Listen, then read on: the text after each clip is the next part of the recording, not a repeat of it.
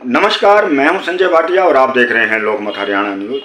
आज मैं बात कर रहा हूं भारतीय जनता पार्टी की, क्योंकि भारतीय जनता पार्टी के संबंध में कहा जाता है कि भारतीय जनता पार्टी हमेशा चुनाव मोड़ पर रहती है, यानी कि उसके कार्यकर्ता इतने सजग हैं, इतने चुनाव को लेकर गंभीर हैं कि जहां भी आदेश मिलता है पार्टी का तो कार्यकर्ता उस चुनाव को संपन्न करवाने में, सफल करने में तैयार रहते हैं। लेकिन मैं बात करूं हरियाणा विधानसभा क्षेत्र के आने वाले झज्जर शहर की, तो झज्जर विधानसभा में ऐसा कोई भी नेता पिछले 9 साल से उभर कर नहीं आया है जिसे जनता अपना मान सके, अपना कह सके।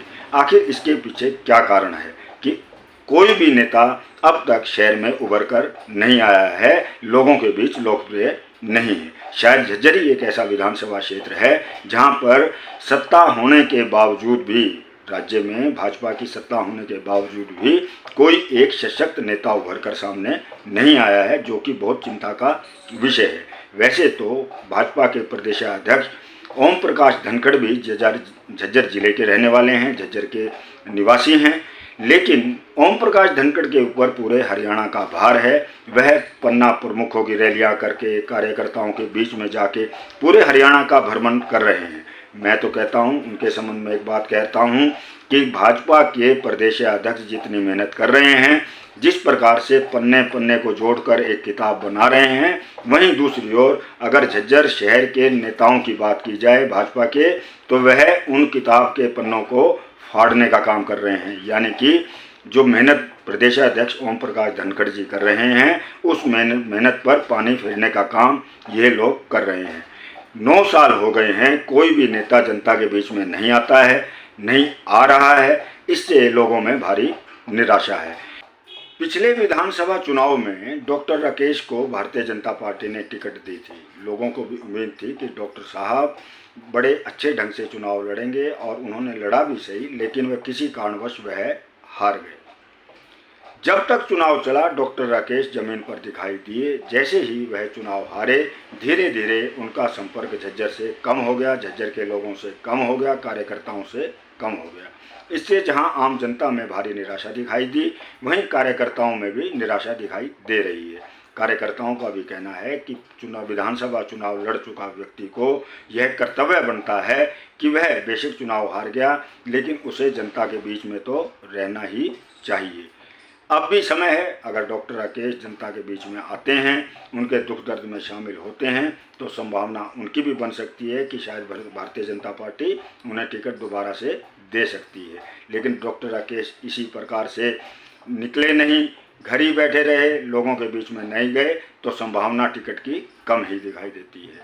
वहीं बात करें हम पूर्व मंत्री कांता देवी की, तो उनका एक बड़ा नाम है, गाँव में भी उनकी वोट हैं। कांता देवी सक्रिय जितना रहना चाहिए उतनी नहीं दिखाई दे रही हैं। पता नहीं उनके पीछे भी क्या रीज़न है, क्या कारण है कि जिस प्रकार से जातीय समीकरण के अनुसार भी कांता देवी को सक्रिय होना चाहिए, वह फील्ड पर कहीं भी दिखाई नहीं दे रही हैं। अब बात करें हम तीसरे व्यक्ति की, तो उनका नाम है कप्तान बिरधाना, जो कि वर्तमान में जिला परिषद के चेयरमैन हैं। कप्तान बिरधाना की छवि एक ईमानदार व्यक्ति की है। कार्यकर्ताओं के बीच में भी उनकी पहचान बहुत अधिक है, ग्रामीणों में भी उनका एक सम्मान है, गांव-गांव में वह जा रहे हैं। अब कार्यकर्ताओं का भी कहना है कि भारतीय जनता पार्टी कप्तान बिरधाना को जिला परिषद के चेयरमैन की बजाय विधानसभा का टिकट थमा सकती है। अंत में बात करें शहर में एक ऐसी लॉबी की जिसमें भारतीय जनता पार्टी के कार्यकर्ता भी शामिल हैं और संघ के कुछ कार्यकर्ता भी इसमें शामिल हैं। इन लोगों का दावा यह है कि आने वाले विधानसभा चुनाव में भारतीय जनता पार्टी किसी नए चेहरे पर दाव लगा सकती है, यानी कि किसी नए चेहरे को टिकट दे सकती है।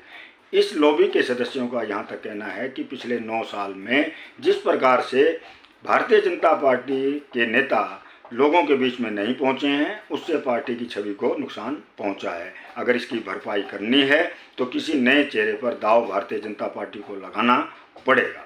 तो अब देखते हैं आने वाले विधानसभा चुनाव में झज्जर से किसे टिकट मिलेगा, कौन प्रत्याशी होगा, क्या ये पुराने प्रत्याशियों में से टिकट मिलेगा, क्या वास्तव में ही एक कोई नया चेहरा, कोई योग्य चेहरा, पढ़ा लिखा चेहरा एक बार जनता के बीच में आएगा।